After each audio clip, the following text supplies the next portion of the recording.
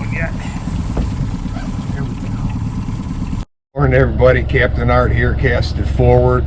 So looks like winter is loosening its grip. It was only 2 weeks ago that I was out, but we've got high pressure, we've got a flat lake, and we've got a beautiful day in store for us. So it's it's early March, but we're gonna go out and chase down those walleye and see what we can do. So stick with us, we'll see you out on the water, and we'll update you here in a minute. Captain Art out.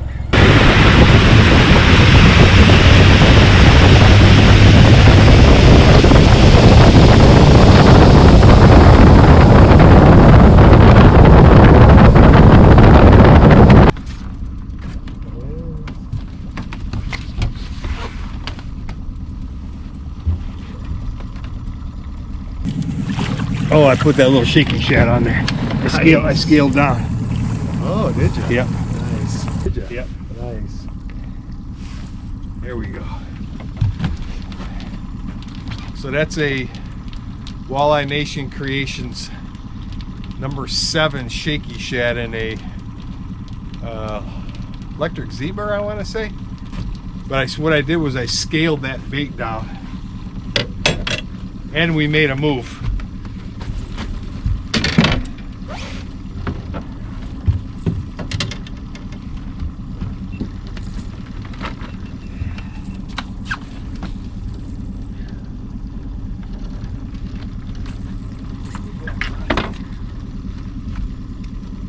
You know, it's a nice keeper. We're gonna throw a couple in the cooler for our freezer today, but it's a lesson that we learn all the time. We've set up on our first spot, had good marks, but really only caught one fish. We gave that about an hour.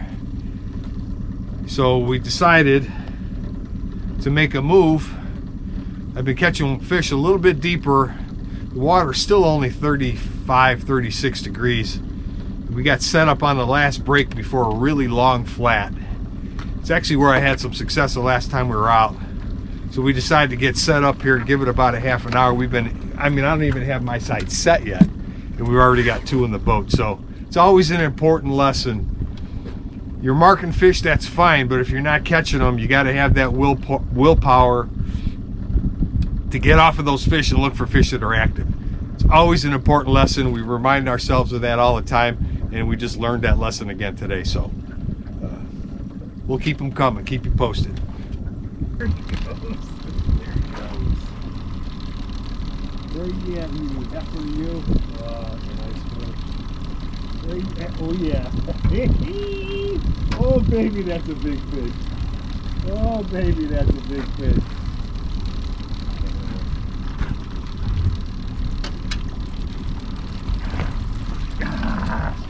Oh yeah, that's a hog. That's a hog. Got one? Yep. Oh man, look at that. There's a 10-pounder right there. Woo! Good.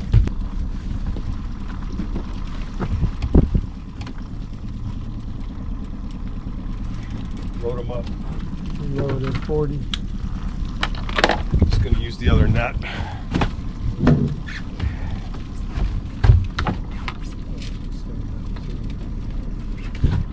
Nice one.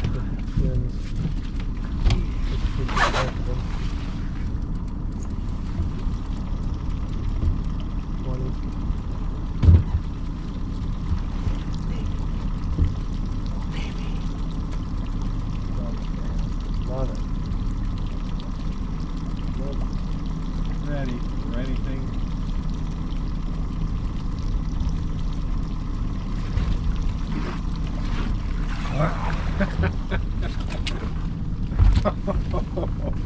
What a double that is, huh? Yeah, that was nice. Look at that double, a 10 and an 8. Yes. Not too bad. Not too shabby. Good picture. Look at that.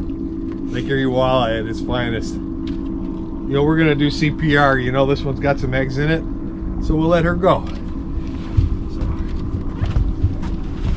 Nice. favor. What do you need, dude? Alright. Look at this girl going back. Look at the size of her. Sustainability. We like to help the sport out as much as we can. Give her a minute to get her stuff together. Water is cold. Let me tell you, she's starting to buck. I can feel her already. There she goes. Awesome. Whew, that was great. Awesome. Good job. All right, so just to give you an update, we made our third move. We caught fish on our first spot and our second spot. Put fish in the boat, nothing great. Ran our milk run of spots. We're closer to the Lorain, Ohio area. So we made a significant run. Lake's flat today, so it wasn't a big deal. And we got set up in an area. We found some marks that we really liked in about 51 feet of water in an area that I've caught fish in before. And what do you think, Dave? What do we have lines in? 10 minutes maybe? 10 minutes, yeah. 10 minutes. 2 perfect 10s on the inside with the church tackle inline board and an inline snap weight. My side was 50-40 and Dave's side was 50-60. So we're in that 30 to 35 foot range. You'll see the footage, but 10 pounder on one side, 8 pounder on the other side. And we let the 10 pounder go. She was full of eggs, so I'm trying to give back to the fishery a little bit. But again, it's that lesson about read your graph, trust your graph, set your lures to where you see the fish, but also if you're fishing a spot and you're marking fish but they're not on, you got to get up and you got to move. Otherwise, you know, you get caught in that loop where you just waste a lot of time. Dave's got another fish on right here while I'm talking to you. How awesome is that? That's a perfect 10. It's a blue shiner. 2 ounce weight, 50-70. The way Dave's moaning, it sounds like it's got some weight to it.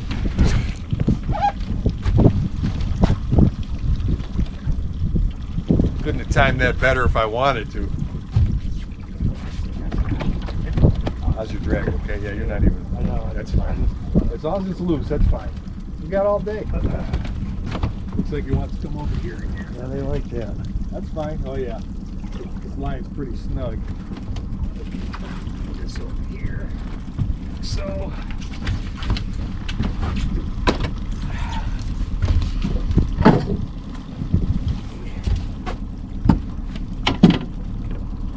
So take the board off. Nice steady reel. Load up the rod. When he gets to 50 with the weights coming in right now, take that snap weight off, and then we got 50 feet to go.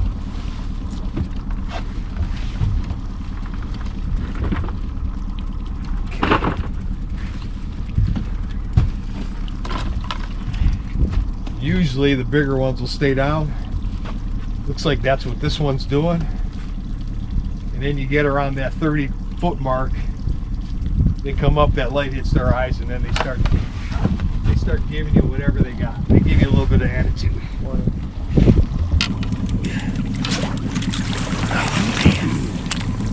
That's better than a nice fish. That's better than I thought. Compared to an 8 pounder and a 10 pounder. So there you go. So I'm breaking it down for you. We put another one in the net, in the boat. How cool is that? Now it's taken us all day to get a fish on a crankbait without a weight on it. It could have something to do with it finally cleared out. The sun came out, warmed up the water a little bit, and have a tendency to bring those fish up, have them come up to feed, as opposed to pulling them from 30 feet below.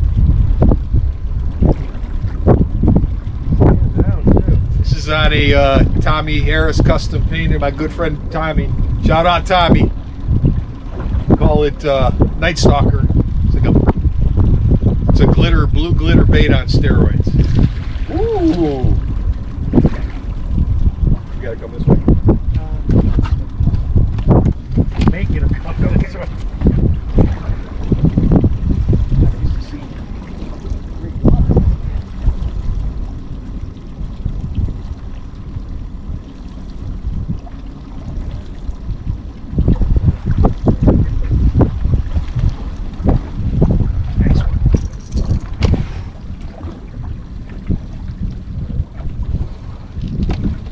fairly aggressive bite, hit that middle hook. The water's only 36 degrees. You know, right now we're in 45, which is about as shallow as we've been all day. And our trolling speed's about 1.3. Doubled up. I was just saying before, we haven't caught anything unassisted. Dave just fired again on his Tommy Harris Custom, and I just fired on the outside with the Reaper. So he's gonna swim this one in at the top, and once he does that, I'll put the net on it. Then I'm gonna grab this one on the outside. We're gonna go one at a time.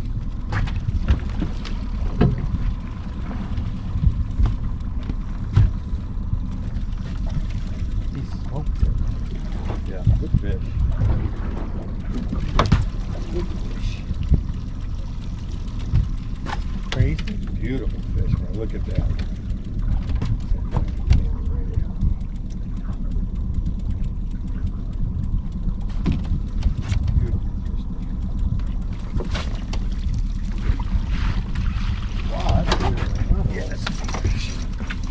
I'm gonna grab this one.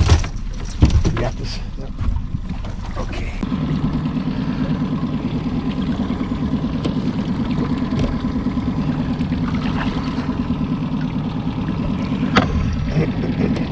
From underneath them. Hold on. I can't. Underneath. Get underneath them. All right. A little bit more. Underneath, Dave. There you go. Jesus.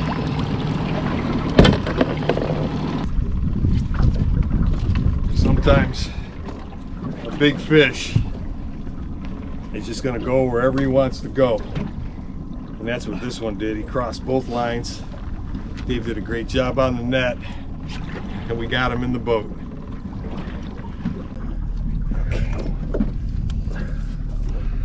Look at the size of that fish. Back she goes. Whoop, she's ready too. Go. There she goes. Good. Hey everybody, so Captain Art here. We're going to recap for you because we're done. Unbelievable day out on the water. Started off a little slow for us, but we don't get discouraged. We know that fish are not static. Where they were yesterday, they might not be there today. So we bounced around. On our fourth move, we basically hit the jackpot. We're quasi Lorain, Ohio area, anywhere from 46 to 53 feet of water on a flat. We're coming off some contours and then just into a flat. And we just finished up with a double, unassisted on the outside, 2 10-pounders, which we got on film for you. Story of the day was when the sun wasn't out, it was overcast most of the day. It was everything deep. We were running church tackle inline board and church tackle weights, 2 ounce, 50-20, you know, 50-50, 50-60, 50-70 in that range. We're getting down to the 30 to 40 foot range and pulled a lot of fish out of there.